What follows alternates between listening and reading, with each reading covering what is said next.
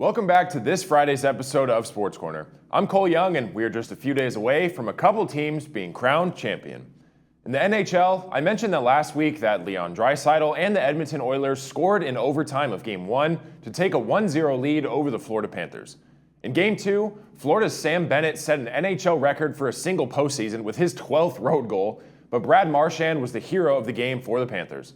This game was somehow even more wild than Game 1, as Game 2 saw 5 goals scored in just the first period. Edmonton entered into the second period holding on to a 3-2 lead, but Florida's Dmitry Kulikov would put the equalizer in the net early in the second to tie the game at 3-3. Just 4 minutes later, Marchand would score his first goal of the game, giving the Panthers a 4-3 lead.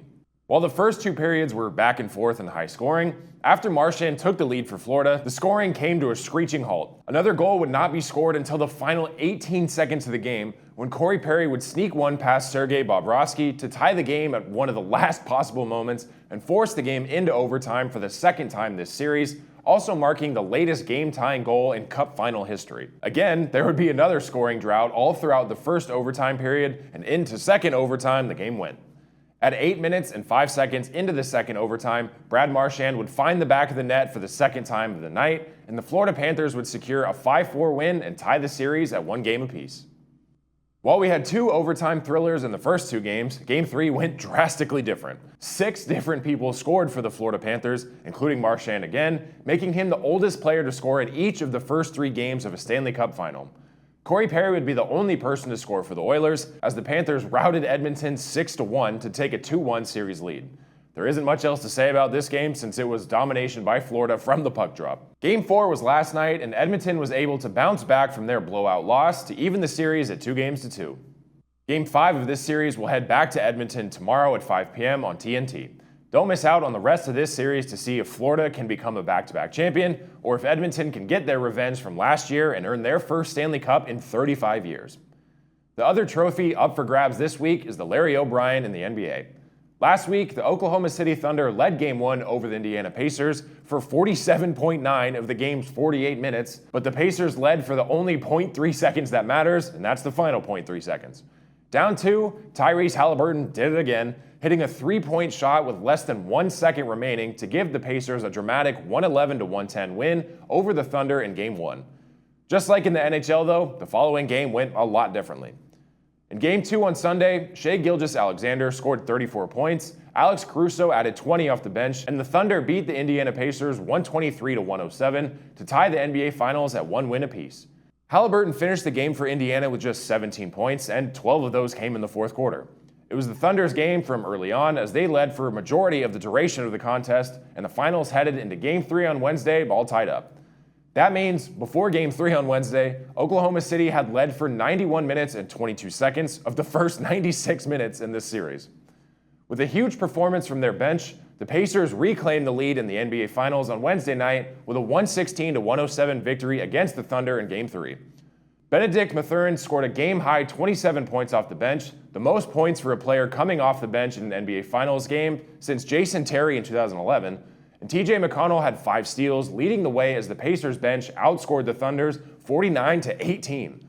Star player Tyrese Haliburton added 22 points, 11 assists, and 9 rebounds for the Pacers.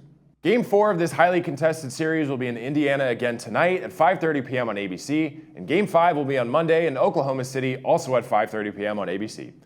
By this time next week, we could have a champion in both the NHL and NBA, so don't miss out on any of the final games of the season for either of these 2 sports. It's hard to believe we're already midway through June, but that means football is just around the corner. Even in the off-season, major stories surrounding the NFL still make headlines.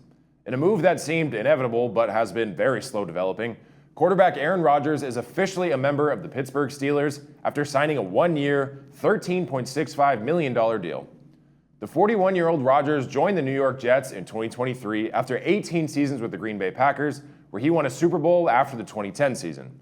After missing nearly his entire first season with the Jets because of a torn Achilles sustained just a few plays into his debut with the Jets, Rodgers started every game last season, but his overall performance was uneven at best.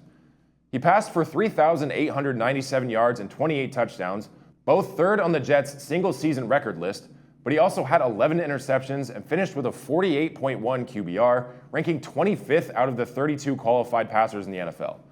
Rogers has won multiple MVPs throughout his career, but last year showed that his glory days might be behind him.